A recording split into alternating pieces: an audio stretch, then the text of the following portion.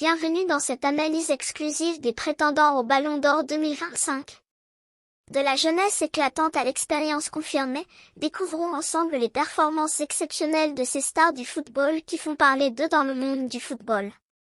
Qui va remporter le Ballon d'Or du 22 septembre? C'est une question mondiale et on va vous donner un tuyau dans cette vidéo. Restez du début à la fin. Et surtout posez des questions, faites vos suggestions. On revient pour notre analyse.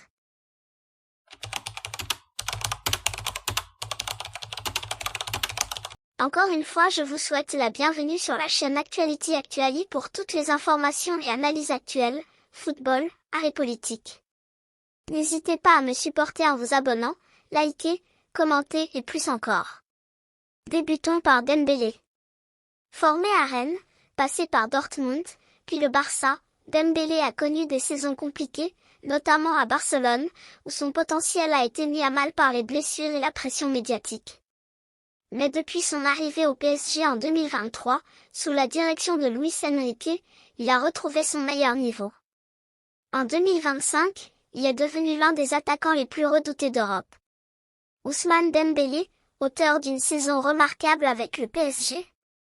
33 buts et 13 passes décisives toutes compétitions confondues. En Ligue 1, 21 buts, meilleur buteur du championnat. Champion en Ligue des Champions, il a réalisé 7 buts en 10 matchs. En équipe de France, 1 but, une passe décisive en 4 matchs. Sa vitesse fulgurante et sa capacité à changer le cours d'un match font de lui un prétendant sérieux au Ballon d'Or. Ensuite il y a Yamal. Formé au FC Barcelone depuis 2011, Lamine Yamal a fait ses débuts professionnels en 2024. La saison 2024 à 2025 marque sa véritable explosion. Il devient le plus jeune joueur à marquer lors d'un Clasico, à 17 ans et 105 jours, inscrivant un but lors de la victoire 4-0 contre le Real Madrid. À seulement 17 ans, il a éclaboussé la saison par des stats remarquables. 22 matchs en Liga, 5 buts, 11 passes décisives. 9 matchs en Ligue des Champions, 3 buts, 3 passes décisives. Un match en UEFA Nations League, 2 buts. Total, 48 contributions, buts plus passes, en 57 matchs. Record de dribble, 21 tentés, 11 réussis lors d'un match contre Alaves, battant le record de Lionel Messi. Arrivé au FC Barcelone en 2022 en provenance de Leeds United, Rafinha a rapidement trouvé sa place au sein de l'équipe. Après une première saison prometteuse, il a franchi un nouveau cap sous la direction de l'entraîneur Hansi Flick. Rafinha a brillé en Ligue des Champions, inscrivant 11 buts, un record pour un joueur brésilien dans cette compétition. Sa constance et son impact décisif ont été cruciaux dans la conquête du titre par le Barça. Cette saison, Salah a battu plusieurs records. Il est devenu le premier joueur de Premier League à marquer et délivrer une passe décisive dans 37 matchs différents, surpassant le précédent record de Wayne Rooney. De plus, il a atteint 50 buts en Ligue des Champions, devenant le premier joueur égyptien à réaliser cet exploit. Pour Mohamed Salah, il continue de démontrer son excellence avec Liverpool, enchaînant les buts et les passes décisives. Sa régularité et son influence sur le jeu font de lui un prétendant légitime au Ballon d'Or. Lors de la saison 2024/2025, Mbappé a disputé 47 matchs toutes compétitions confondues, inscrivant 30 buts et délivrant 4 passes décisives. En la Liga, il a marqué 20 buts en 26 matchs, avec une moyenne de 0,80 buts par match. En Ligue des Champions, il a ajouté 7 buts en 12 matchs. Sa précision de passe s'élève à 83,42%, il a parcouru en moyenne 94,41 km par match. Total match, 47. Total but, 30. Total passe décisive, 4. Moyenne but par match en la Liga, 0,80.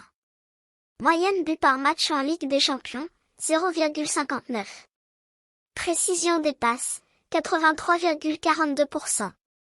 Distance parcourue par match, 94,41 km.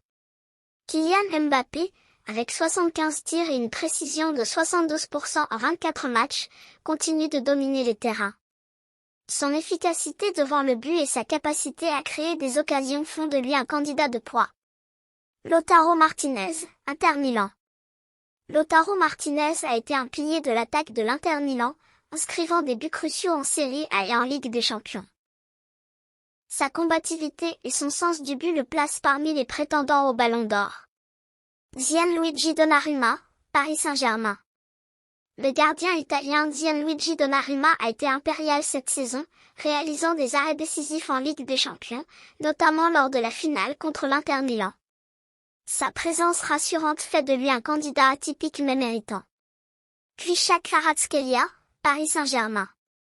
Kvisha Kvaratskhelia, arrivé en janvier au PSG, a rapidement marqué les esprits. Auteur d'un but en finale de Ligue des Champions contre l'Inter Milan, il est devenu le premier Géorgien à marquer dans une finale européenne. Les 3 autres joueurs du podium, vous me les donnerez en commentaire, mesdames et messieurs. Si nous regardons l'autre partie intéressante de la chose, c'est que le Ballon d'Or, le prix individuel le plus prestigieux du football, est décerné chaque année par le magazine France Football aux joueurs perçus comme le meilleur au monde. Le lauréat est désigné par un double système de vote. Tout d'abord, les journalistes de France Football et de l'équipe travaillent ensemble pour produire une liste combinée de 30 nominés officiels, basée sur les performances des joueurs au cours de la saison précédente. Ce premier processus de sélection inclut parfois un petit nombre d'anciens joueurs. Ensuite, un journaliste de football de chacune des 100 premières nations classées par la FIFA est invité à voter pour ses meilleurs joueurs. Par ordre, à partir de cette liste. Les 10 joueurs se voient attribuer 12, 10, 4, 3, 2 et 1 point en fonction de leur classement. Enfin, les journalistes soumettent leur top 10. Les points sont comptabilisés et le vainqueur du Ballon d'Or est le joueur qui a accumulé le plus de points dans le vote, tandis que les autres sont classés de la 2e à la 30e place. Si des joueurs sont à égalité de points, ils sont départagés par le nombre de votes qu'ils ont reçus pour la première place, etc. Donc vous allez comprendre, cher public, que ce sont des hommes qui vont voter, notamment des journalistes français qui vont fournir une liste, sachant que la PSG a gagné la Ligue des Champions de cette saison et qu'il y a 2 Français à ce niveau, faut pas trop rêver. Si ce n'est le Barça et l'Espagne qui donnent le ton avec les autres titres gagnés par les Catalans.